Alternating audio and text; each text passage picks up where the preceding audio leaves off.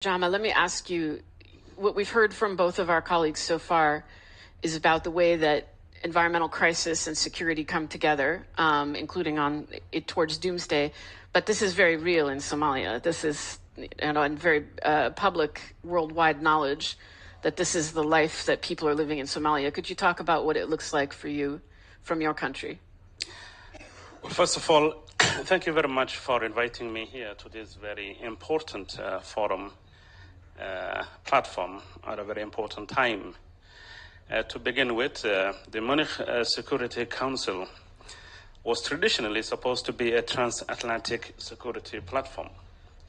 But as you can see on this panel, it seems neither Europe nor North America can have an isolated conversation about their security and the interconnectedness of security in its different dimensions brings us all here, from South America to Asia and Africa, which means some of the threats that we face are interlinked with the threats that others face. And this common challenge should all help us to develop common perspectives and hopefully common solutions. Somalia is at the front line of insecurity related to climate.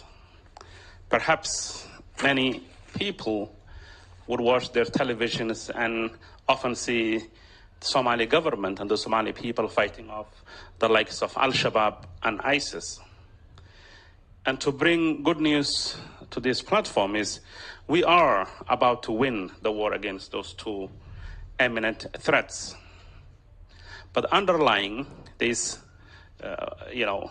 few thousand young men carrying AK-47s and explosives that we intend to defeat very soon are some more very serious insecurity-related issues in Somalia, the Horn of Africa, and the Sahel regions and the whole African continent, the small islands. And that is the insecurity and the challenge that come from climate change impact and environmental degradation.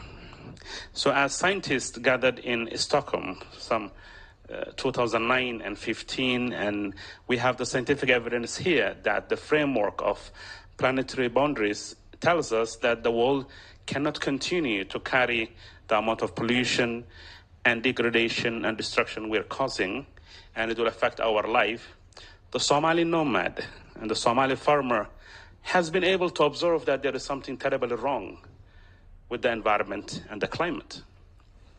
As we experience one drought and flood after the other, somehow most of the development actors would want to talk about community resilience, societal resilience.